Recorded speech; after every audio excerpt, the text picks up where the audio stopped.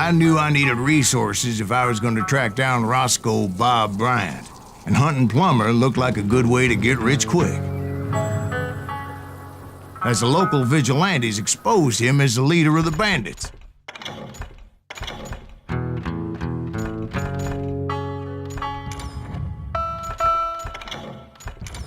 And put a generous price on his head.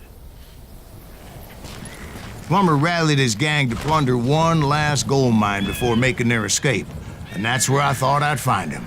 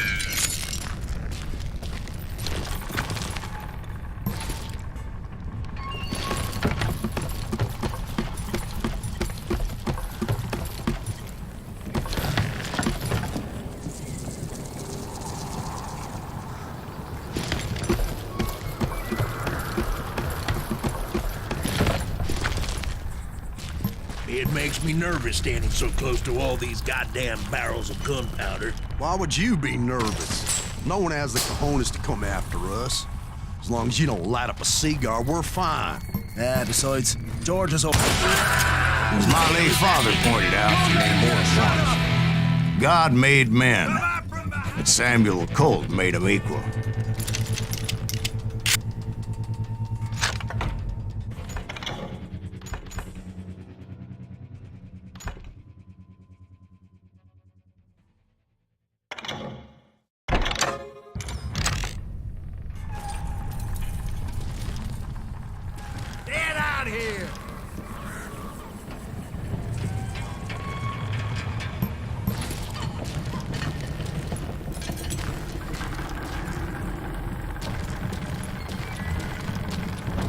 I'm ending you.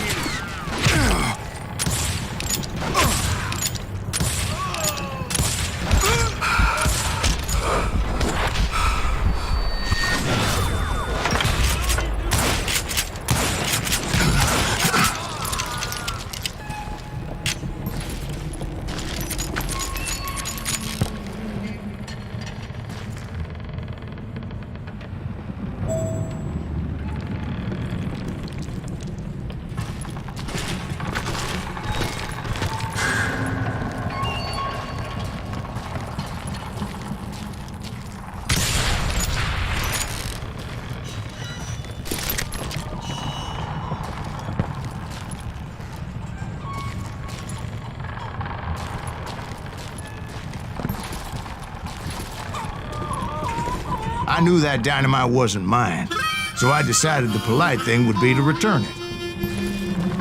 It was the biggest gold rush since Sutter's Mill in 48. Unfortunately, prospectors weren't the only ones drawn to those riches. There were thieves and killers, robbing travelers and hijacking gold shipments. Like those that ran with Plummer. Some were just regular folks I knew from town, drawn by greed and easy pickings. Charlie Crow, the blacksmith. James, who worked in the stable. Sam and Jeremiah Barber, the butcher's sons. Ordinary citizens who lived a double life. Stealing and thieving and murdering their neighbors.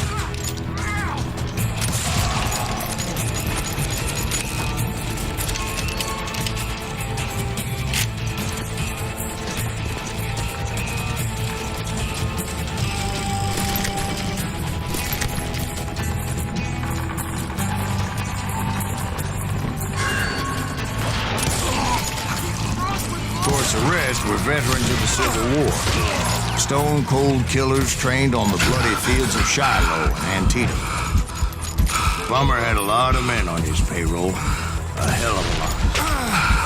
That son of a bitch pretended to protect the public with one hand while stealing them blind with the other. He set up a defensive perimeter which I had no idea how to breach.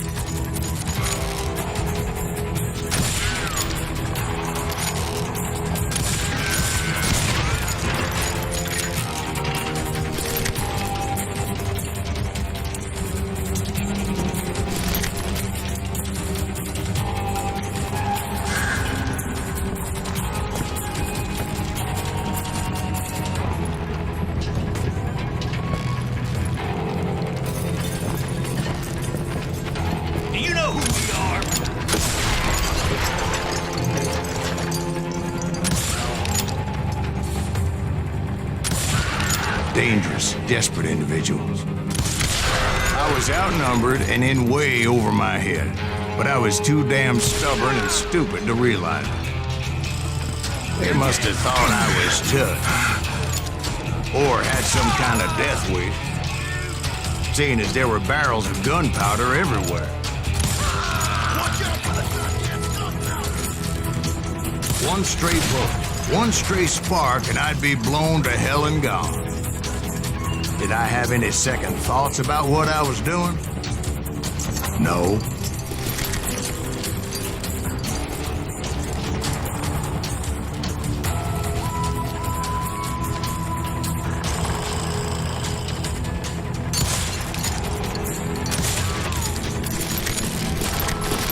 I thought I was some kind of hero.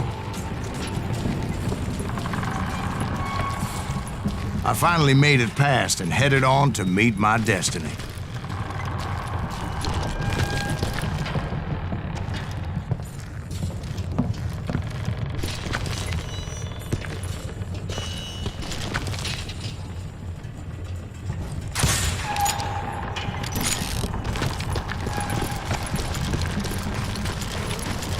But first, I had something I needed to figure out. I had a few ideas on how to get into that mine, but once I made my decision, I knew there was no turning back. So my first thought was to enter the nearest mine portal. I saw an entrance. Made sense. It was the quickest way in, but that also made it more dangerous, as there would undoubtedly be enemy pickets posted along the way.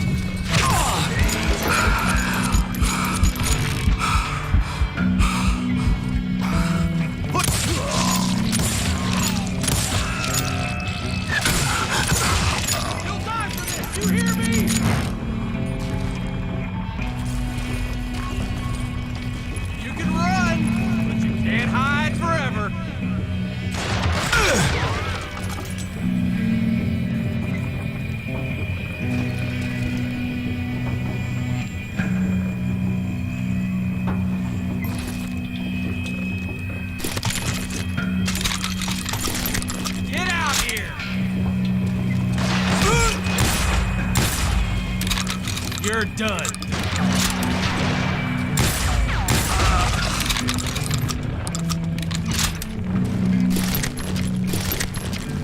Besides, once you enter a mine like that, it's easy to get all turned around. And that confusing maze of corridors wouldn't even be the worst of it.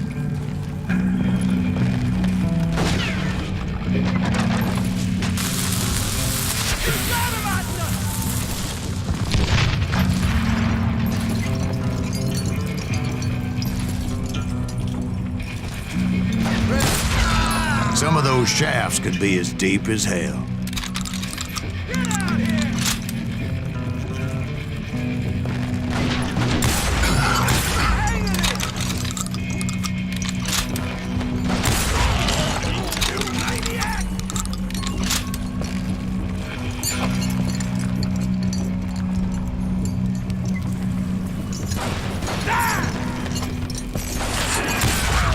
A single stumble or misstep can easily end in a deadly plunge to oblivion. You ain't beefing me.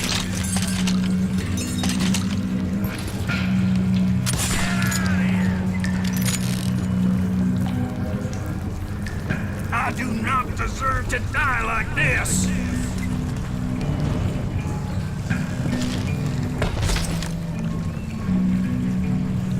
I will drop you down a mine shaft.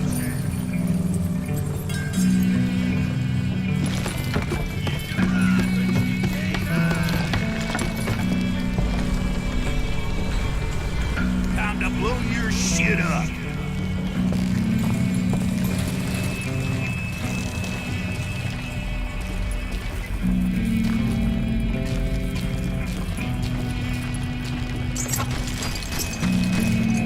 You must be about out of bullets.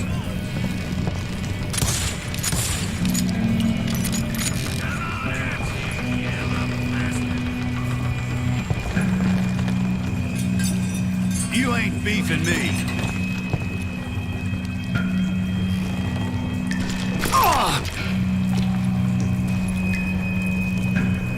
I do not deserve to die like this.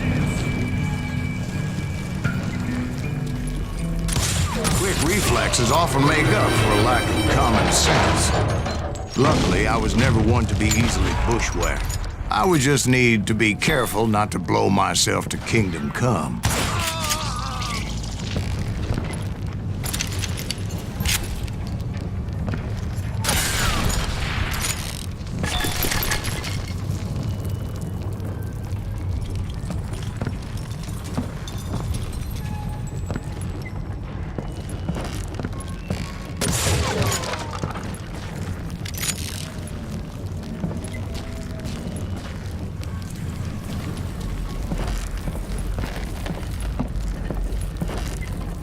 Thank you. With all that gunpowder and dynamite everywhere, a body has to know what he's shooting at.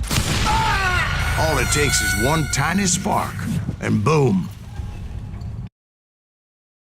Surprise! You ain't beefing me. Okay, now you're really pissing me off.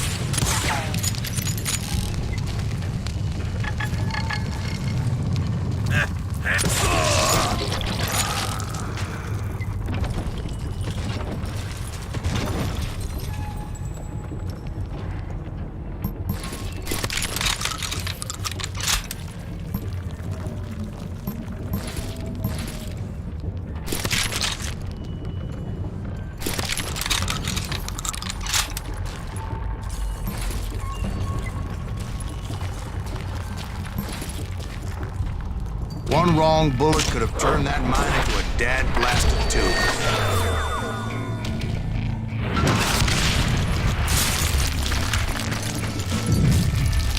I freely admit that my plan of attack was not just honest, but clearly indecisive.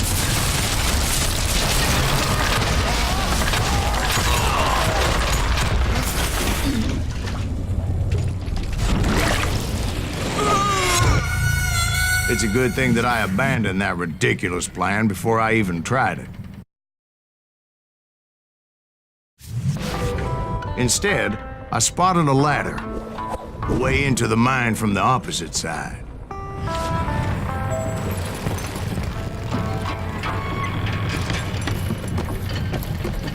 There was a long way around, but that approach seemed more sensible at the time. Of course, being I had a problem with heights, that scaffolding scared the bejesus out of me. Climbing down that ladder required some caution, because even though I had a younger man's reflexes,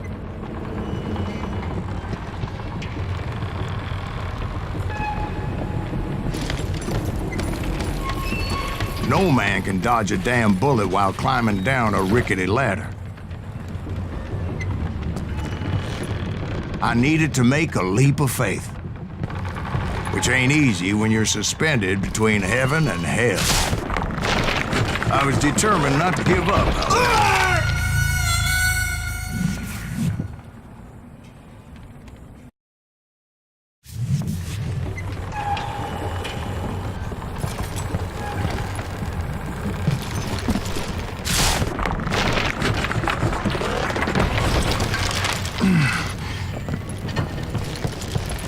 As Sheriff Plammer seemed quite the despicable character. When the vigilantes discovered what the sheriff was up to, people were outraged. That 10,000 they put on his head would go a long way to helping me find old Bob. And I had made it my mission to settle that score come hell or high water.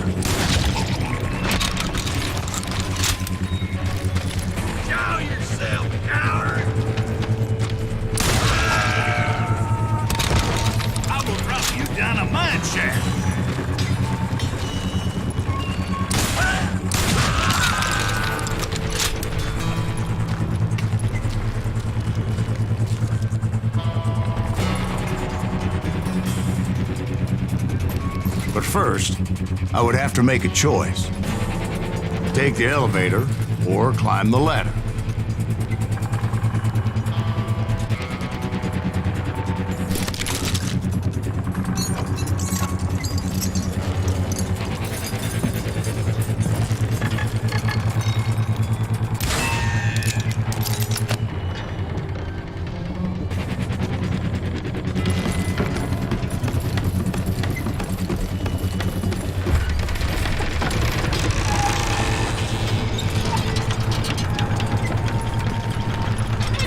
I wanted to use the element of surprise.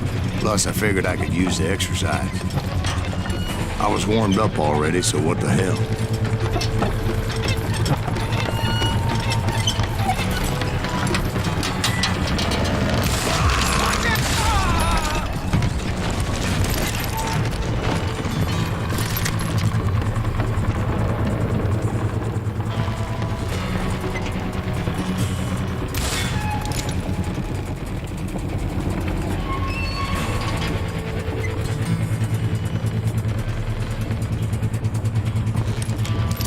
Plammer was a mad dog killer, and the people of Nevada City deserved better.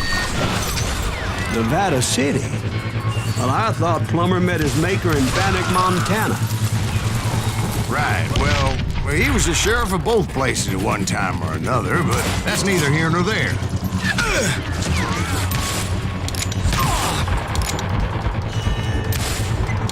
You're done.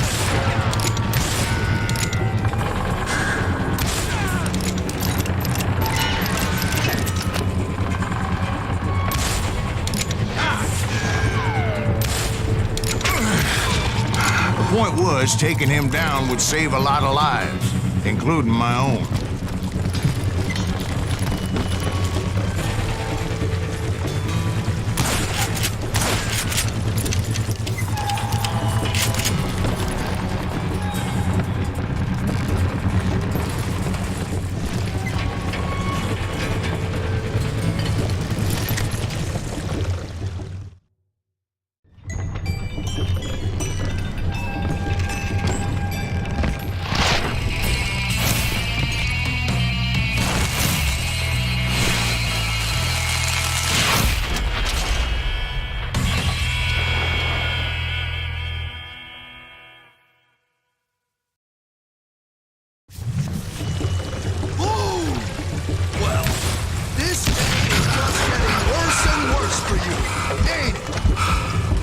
Gentry Plammer was clearly unhinged. and I could see right away that this was gonna take some doing.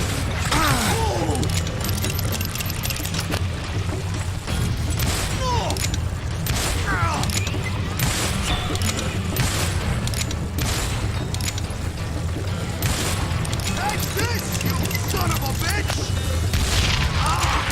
Keep pissing me off! See what it gets you! Show yourself!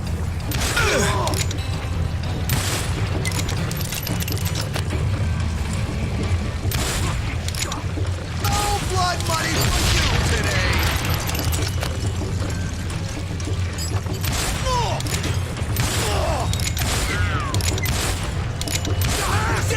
I need some help here! Come on, boys! Take this cocksucker out!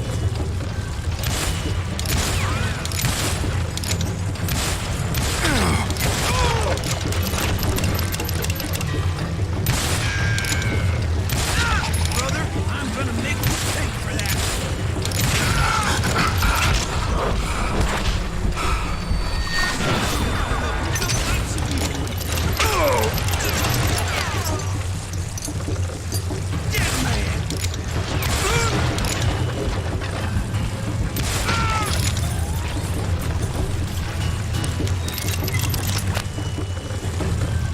What'll blow you into next week, boy? You are really chapping my ass! I'm going all medieval on your ass! Show off!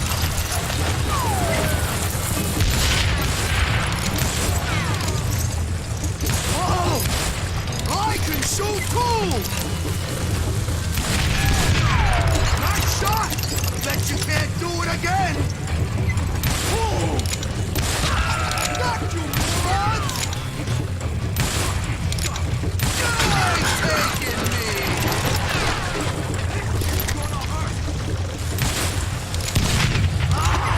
Keep pissing me off! See what it gets you! They're gonna need a dustpan to pick you up! Why don't you just join the circus? No blood money for you today!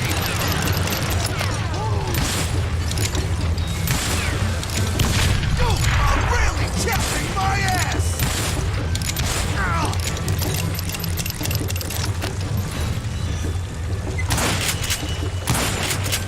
Bastard! I'm going all medieval on your ass!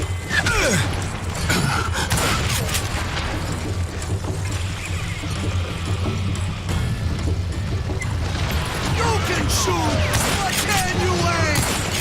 They're gonna... So that's how Henry Plammer died. Him and his crew were worth their weight in gold. And now, I was officially a bounty hunter.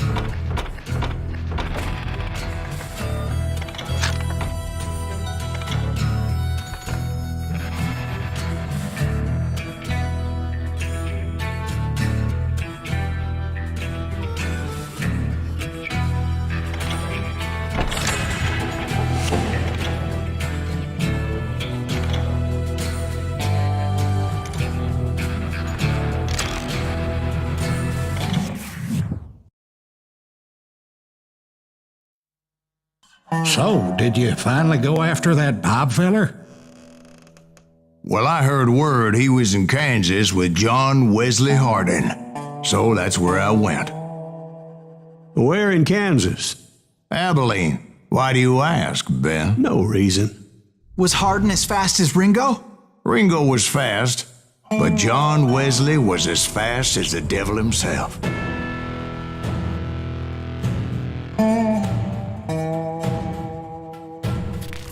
Hell, he killed his first man at 15. From that day forward, he had a price on his head and wouldn't back down for nobody, not even Wild Bill Hickok himself.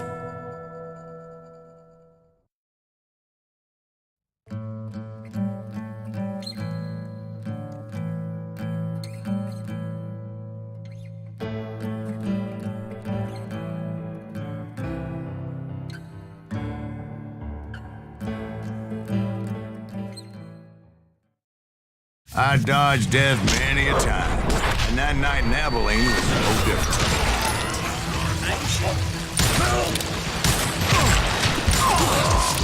I was there with the intention of finding that bastard Bob and collecting the bounty on John Wesley.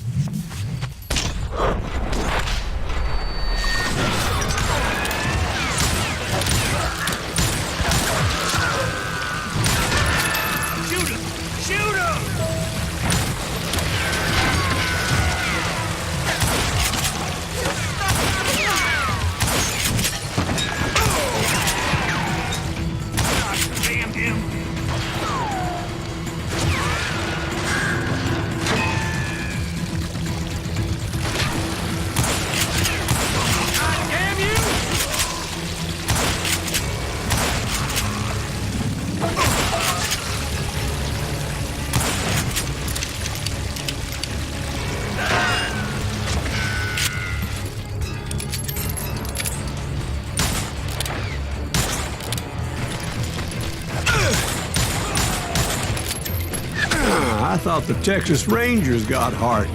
Yeah, that's what they want you to believe.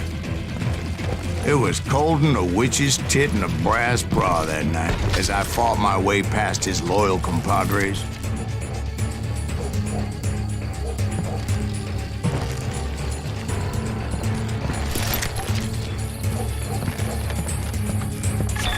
To the very same saloon we're sitting in today. Look around and imagine this place painted in blood. Hardin was waiting for me, and...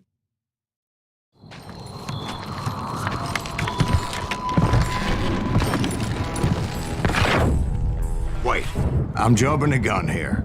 Let me back up and give you some background on this sumbitch. He deserves that much. Don't you think so, Ben? John Wesley Hardin was a killer. By the end, he confessed to taking the lives of 42 men. Fathers and husbands, brothers and sons, men with families who cared about them. He was a bona fide folk hero by then, and had amassed a gang of armed miscreants and other assorted thugs. He and his men set up camp outside of town, and I was hoping Bob was among them. God damn it! Shoot that son of a bitch!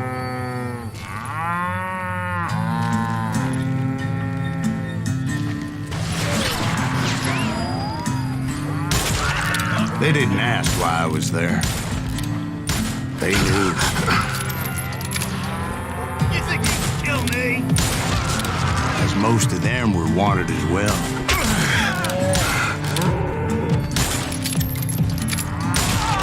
I figured Hardin was here somewhere, but to get to him, I'd have to get past his gun hand. And that was easier said than done, as most of them were as foolish and full of bravado as I was. I had to spill a lot of blood to find out Hardin wasn't in that camp. He was carousing in town with his closest friends. Hardin's boys apparently didn't want me to reach the Bull's Head. Some were hightailing it into town to inform their jefe of my unwelcomed presence.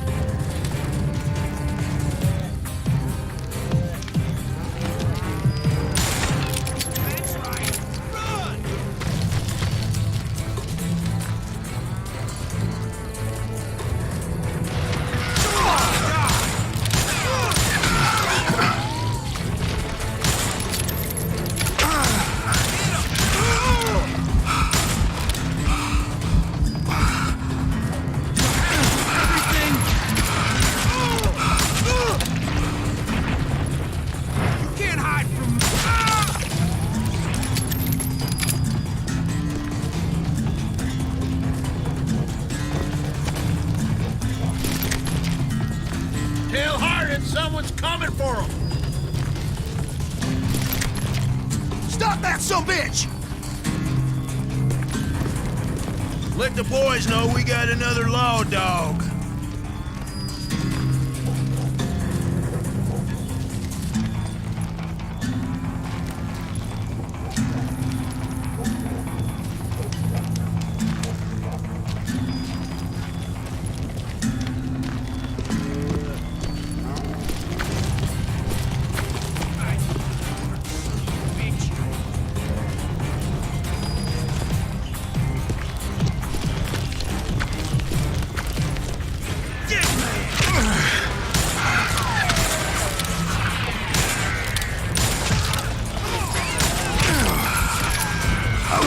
Bob was among them.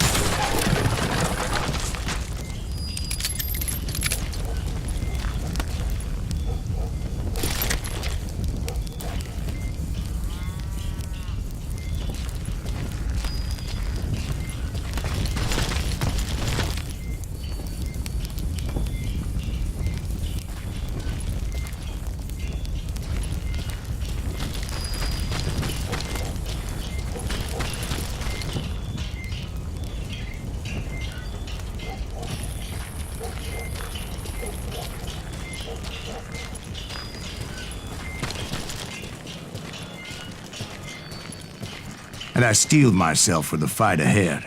For as good as I was, deep down I wondered if John Wesley wasn't just a little bit better.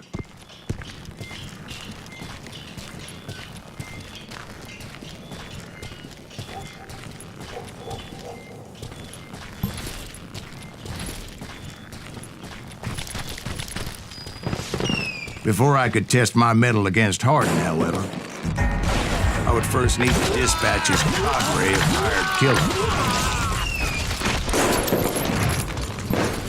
Most of these degenerates were beyond redemption, but John Wesley might have been a different story.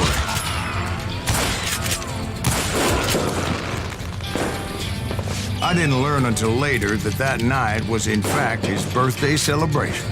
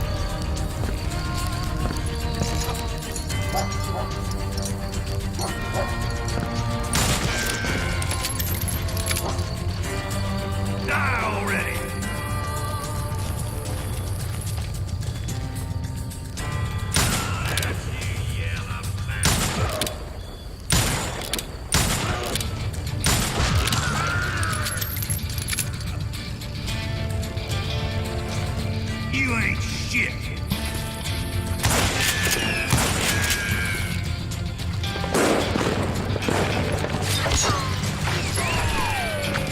Crazy bastard.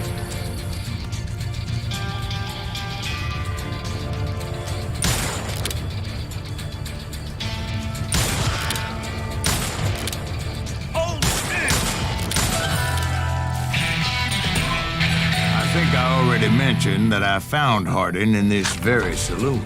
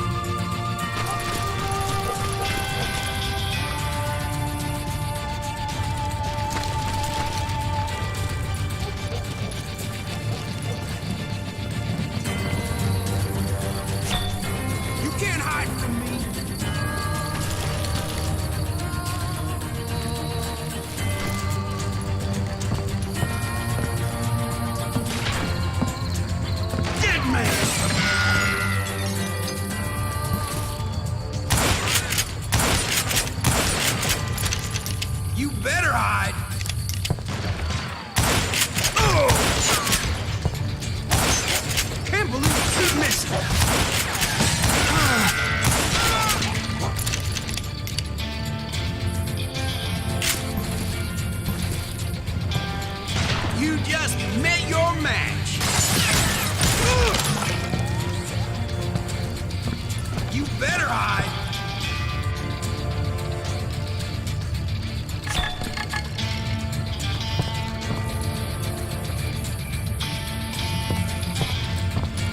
Suffice it to say, nobody there was happy to see me. Shoot him! Shoot him!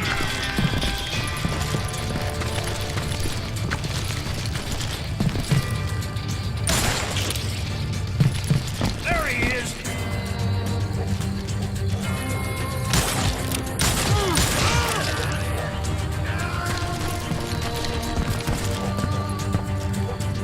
Watch where you're shooting!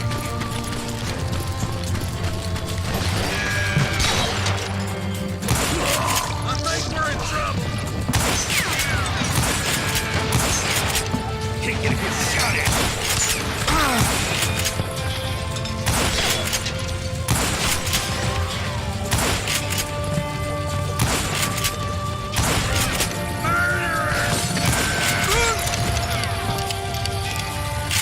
God damn him!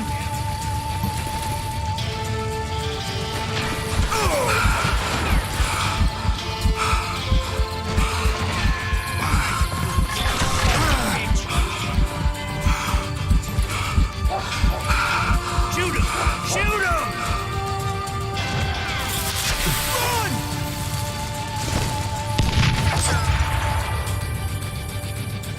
There he is!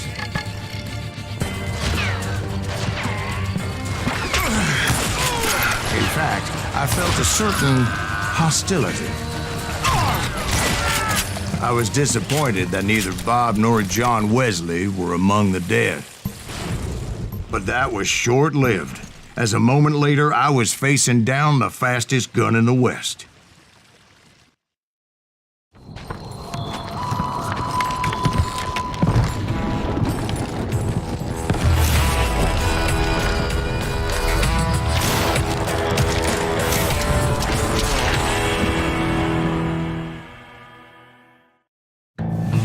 I felt a bolt of adrenaline, or maybe that was fear.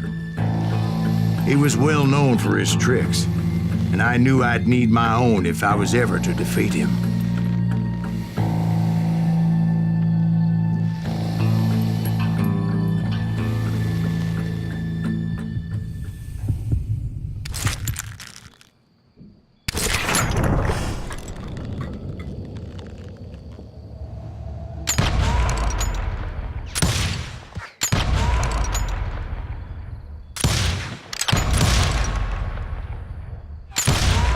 was faster than greased lightning. But being inebriated as he was, he didn't count his shots. And now, he was at my mercy. So he didn't die? No, I sent him to prison. Years later, after he was free, some restless avenger took his life. Shot him in the back at a saloon just like this one. Anybody up for another beer? Ben?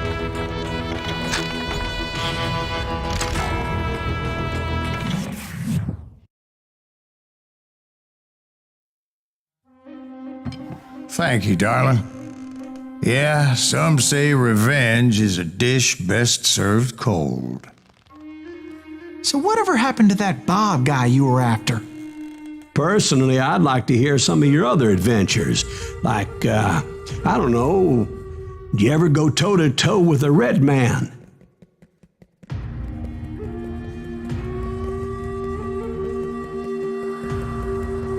Yes, I did, Ben. I remember once I was after this renegade Apache, Grey Wolf. Strangely enough, revenge was also his primary motivation.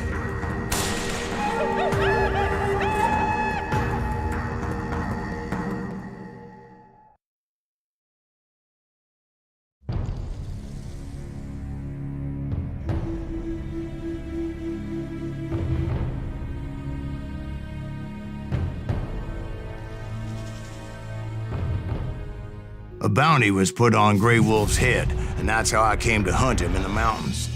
Mountains so high they tickled the nether regions of heaven.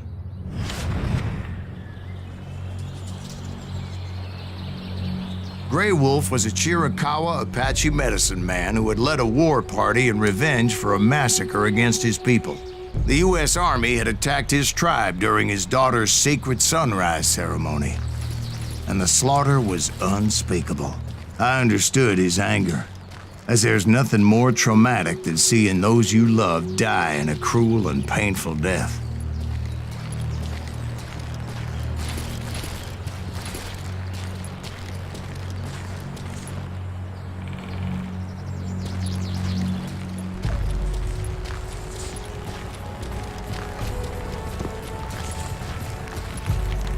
Right from the beginning, I couldn't shake the feeling that Grey Wolf was watching my every move. He led a band of young Apache warriors who wanted retribution and were more than willing to die for him.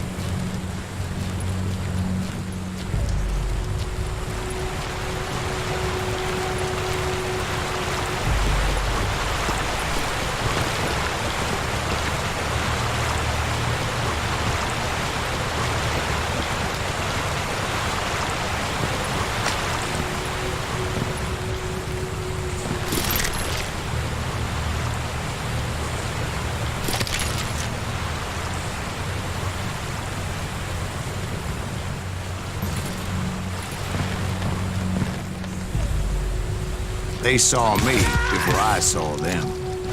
And it crossed my mind that maybe this wasn't such a good idea.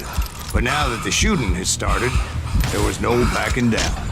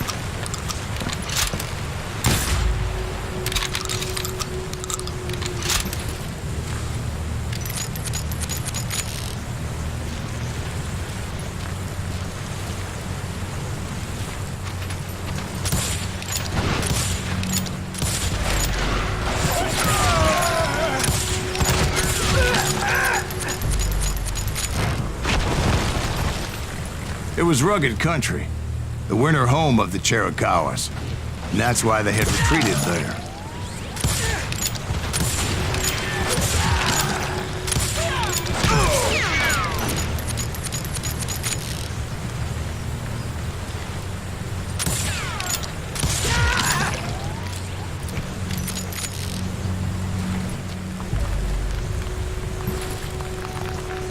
I admit to having some regrets about going after them the way I did. But then again, I got a lot of them.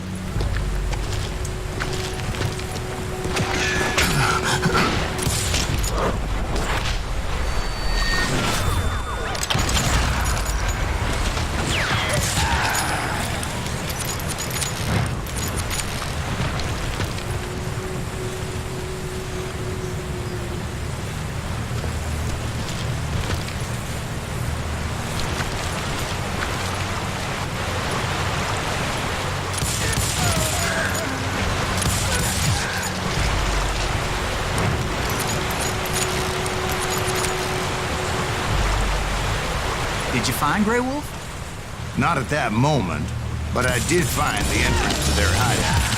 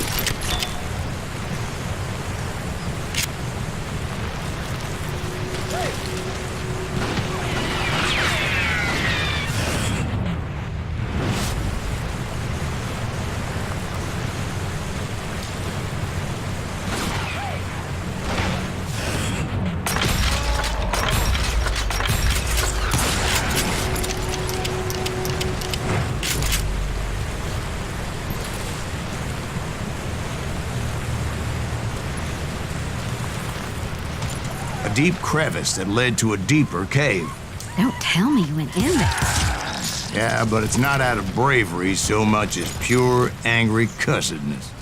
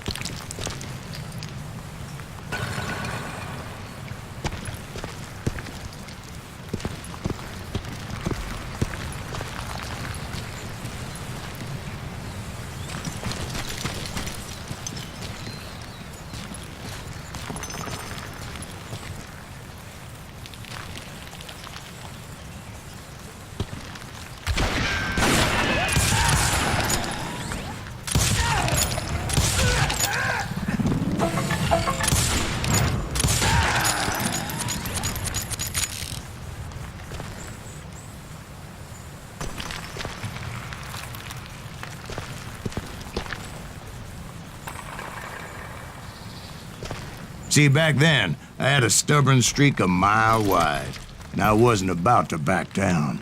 So it was like pitch black in there? Actually, it was pretty well lit, as they had torches on the walls.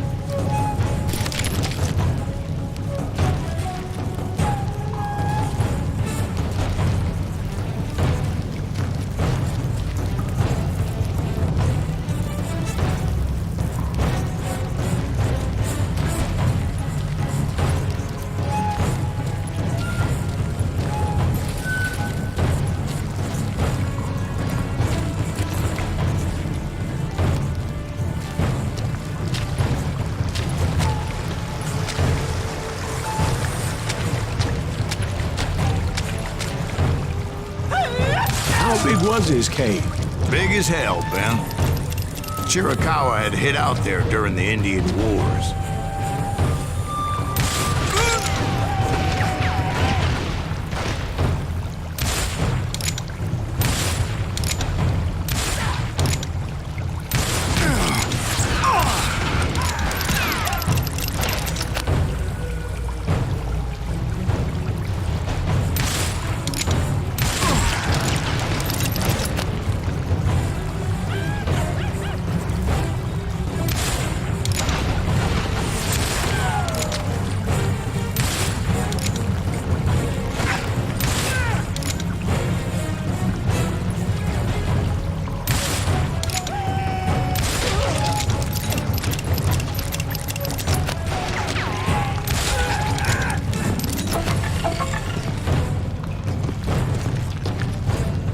They thought it was haunted with the ghosts of those murdered by the horse soldiers. The cave was haunted with dead Indian ghosts?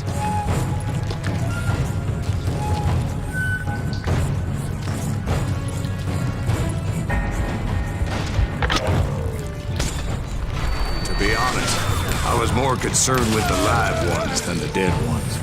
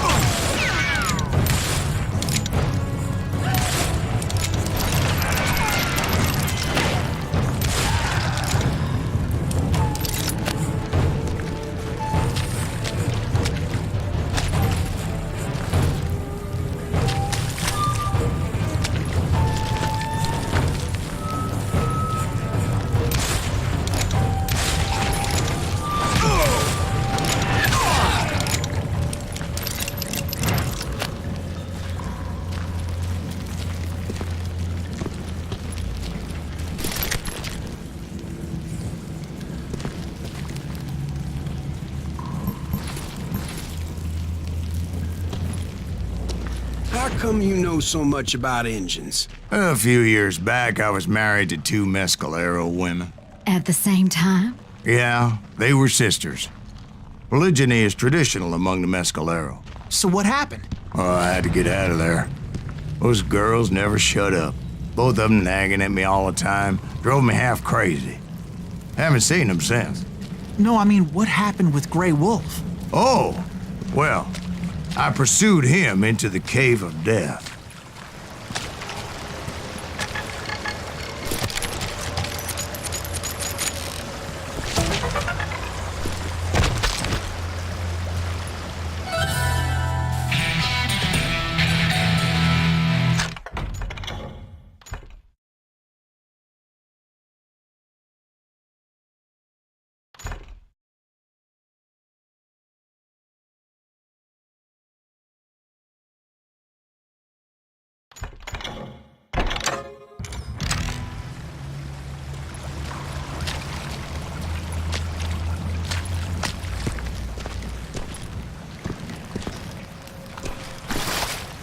I came upon this flooded grotto, and that's when I saw him.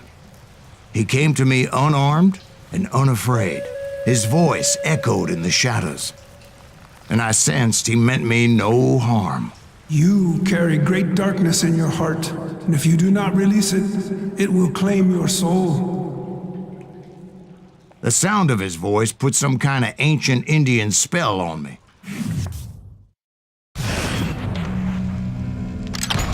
As his story unfolded in my mind, You will come to this place again and kill many more men, and the darkness will grow until it consumes everything that you are. The soul would have no rainbow if the eye had no tears. he said I was a great warrior, a coyote man, unequaled by any other pale-faced warrior, or something like that.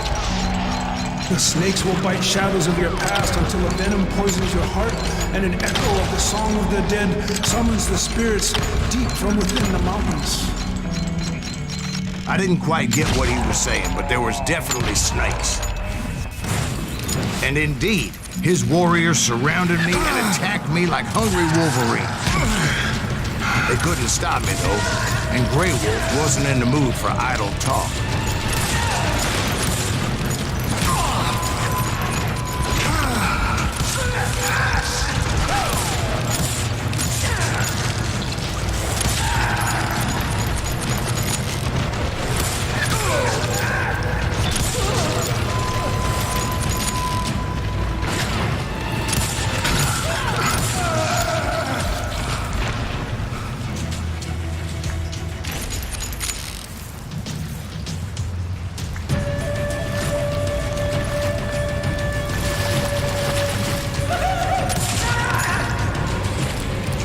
I swear I couldn't see any way out of this trap. But suddenly, one just appeared. Kind of like a miracle.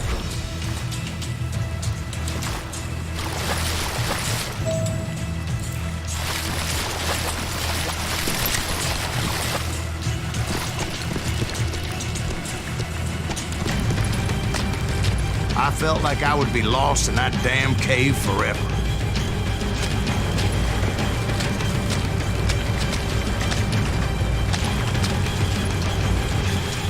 Finally, I found myself back outside, perched on the edge of a precipice, overlooking a thundering whitewater river. To get where I was going required several leaps of faith, but no way in hell I was turning back.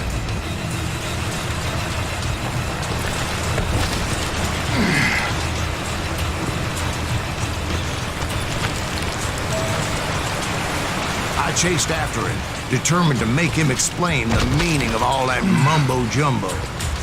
Mumbo-jumbo's right. Are you making this all up as you go? A few details may be fuzzy, brother, but I am relating exactly what happened to me.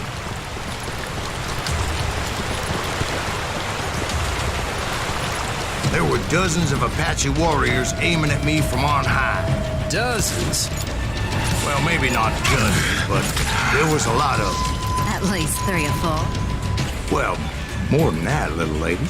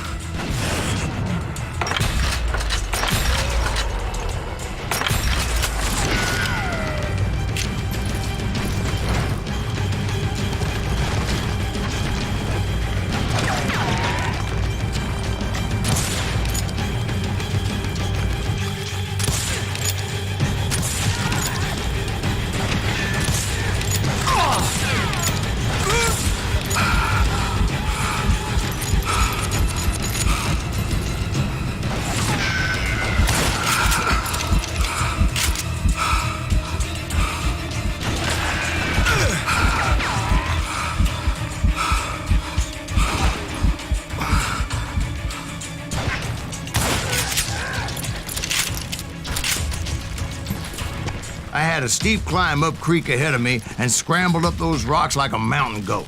I was determined to locate Grey Wolf and find out exactly what the hell he was trying to tell me. And wouldn't you know it, that crafty son of a bitch led me right into a trap. What kind of trap? Well, son, there had to be at least 100 Apaches surrounding me. 100? God be my witness. Oh, come on. Who are you kidding? Hey, I believe you. Come on, tell us how it ended. All right, but I'm not gonna drag this out. Where were we? You were surrounded by 100 Apache warriors. Well, I didn't take the time to count them exactly, but there were a lot of them.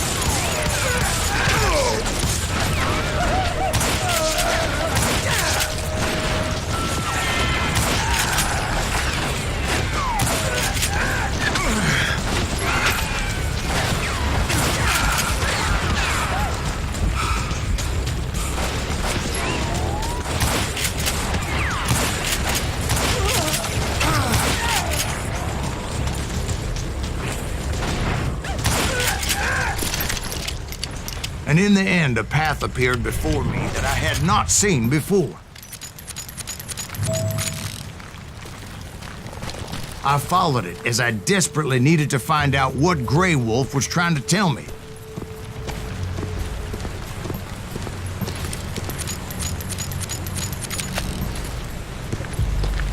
But it was like that son of a bitch disappeared into thin air.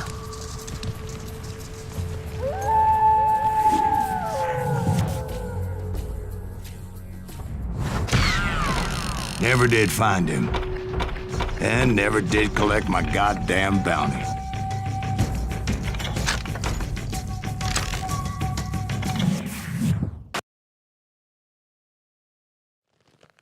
Thank you, darling. It's interesting how the truth can sometimes seem might malleable, depending upon your point of view. Like how those dime novels make you out to be something you're not? Jack, don't be starting trouble. No, he's right. They do tend to exaggerate. Did they exaggerate your part in taking down the Daltons? Well, I was there in the flesh, boy, so I saw what happened firsthand.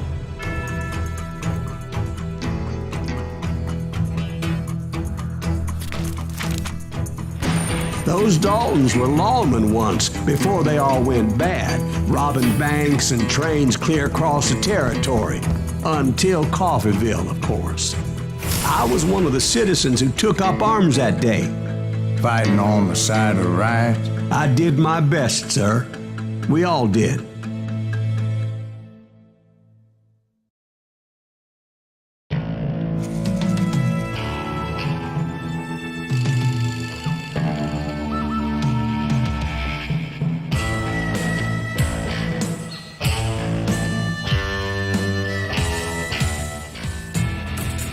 It was early morning. One of my friends was a local gunsmith, and he handed out firearms to anybody who'd take one. You see, the Daltons got it in their heads to rob 2 banks at the same time. 2 banks on the same damn street. Story was Bob Dalton's girl was always riding him about how he had no ambition. Oh, you're nobody next to Jesse James, she'd say. Finally, the bastard took his brothers to Coffeeville just to shut her up.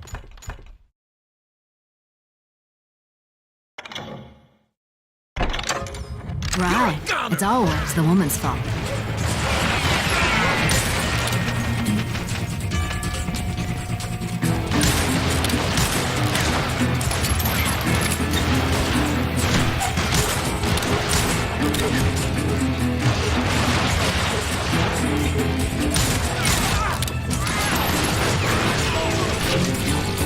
Well, the locals recognized the Daltons right off. Before they could get away, half the town took up arms to defend their Got property. us the ear. Put some holes in it!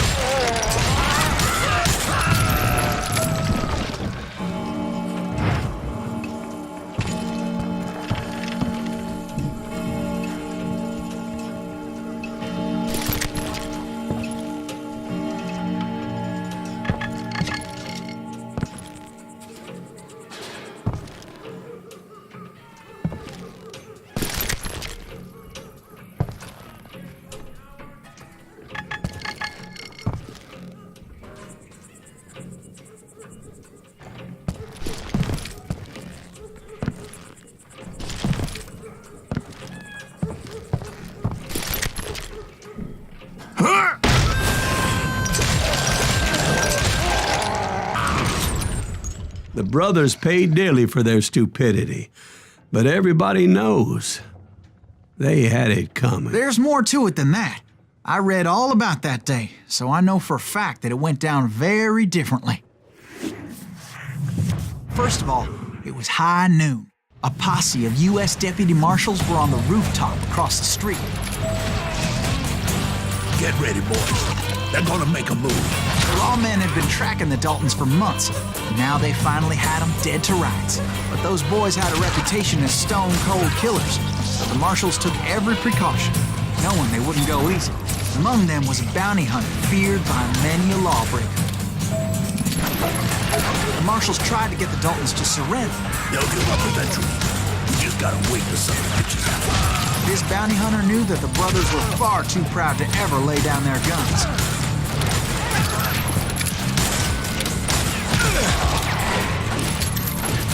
He went in there alone to confront those criminals. One of the marshals shouted, "Where are you going? Are you crazy?" Hey, where do you think you're going, dumbass? That rifle's mine. But he paid him no mind.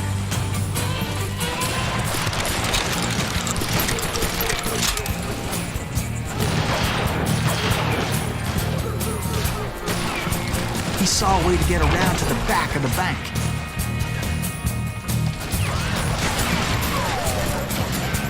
Then he figured out how to hit the Daltons from a direction they weren't expecting.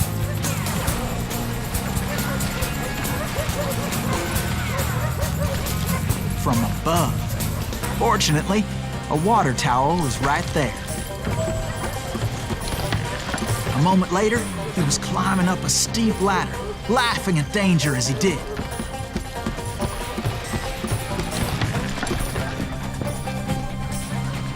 It was brave men like him who risked their lives to tame this wild country.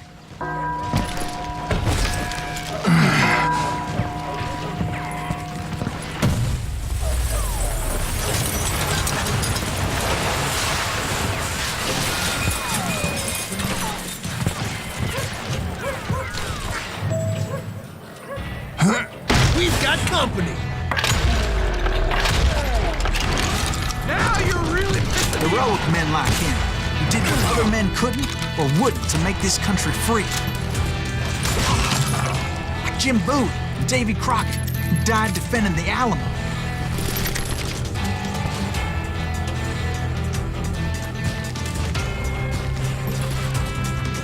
Is that side of the street?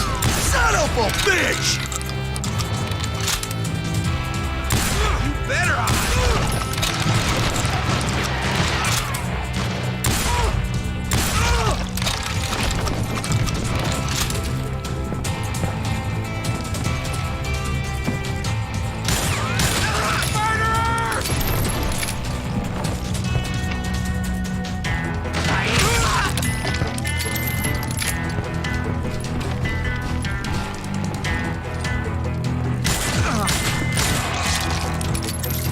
That's right! Run!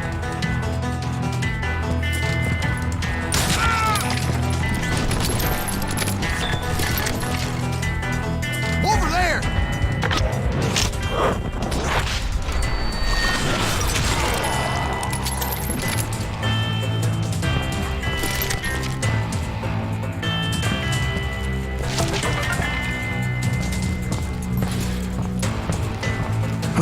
That Silas Greaves. What the hell?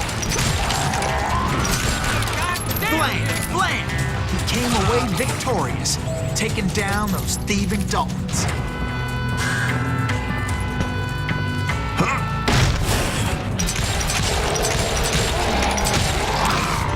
His name was Silas Greaves, and when the dust finally settled, he was the last man standing.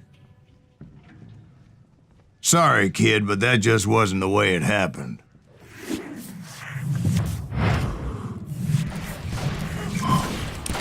It was early evening, not high noon.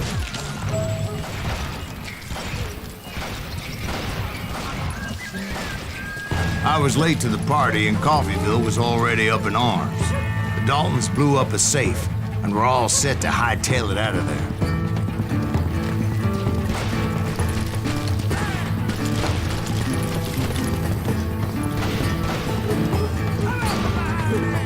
Those pathetic deputies surrounding the bank were dropping like flies. That's it for you!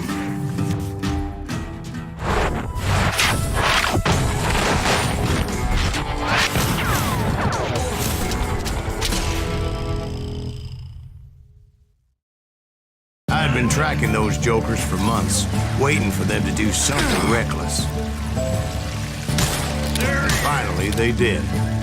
Those stupid bastards decided to rob 2 banks at the same time in the same town where everybody knew them. But they still had friends in Coffeyville.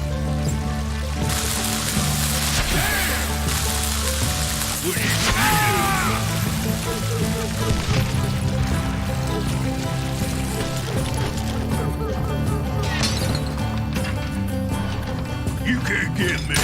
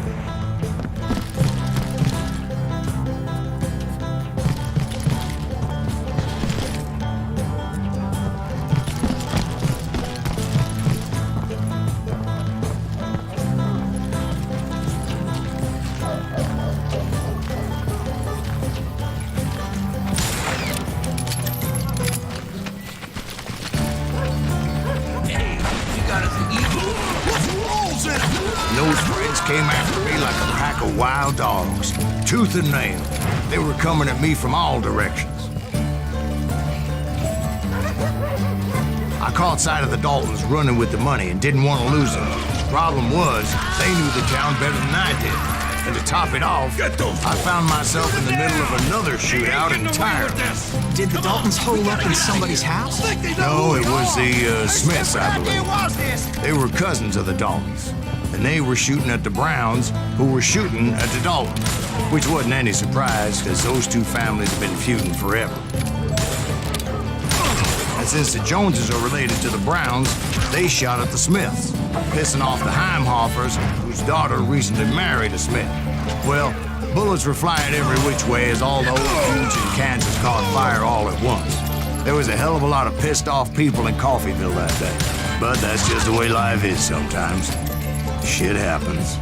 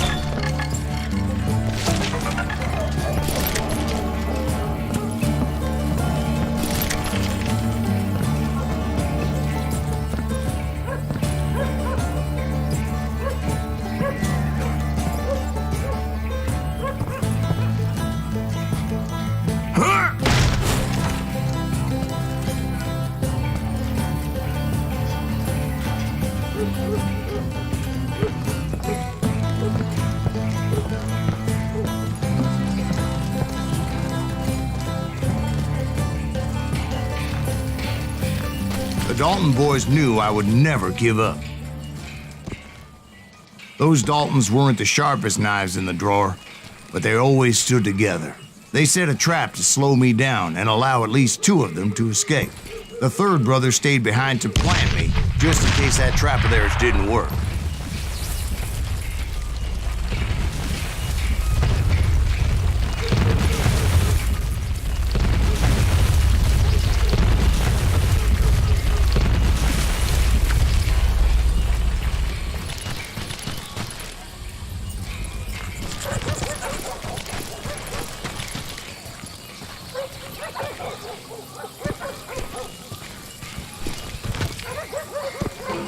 It was Emmett, the youngest, and he decided to stand his ground and face me down. I ain't afraid of you, Silas Greaves. This is where it ends for you. He was determined to protect his brothers.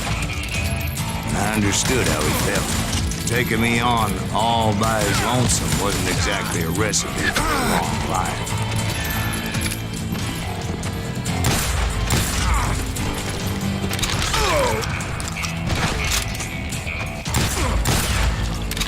You messed with the wrong damn Dalton.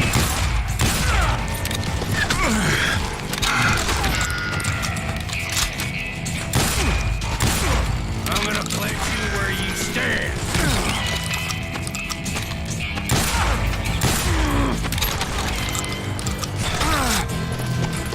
I'm gonna tear you apart.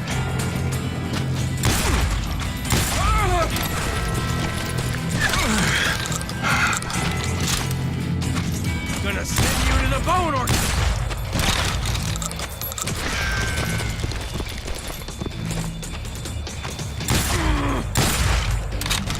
You are dead, law dog. But Emmettt Dalton survived the robbery in Coffeyville. He's the only Dalton who did. They say he was shot 23 times. Well, Dwight, who do you think put all those damn holes in him?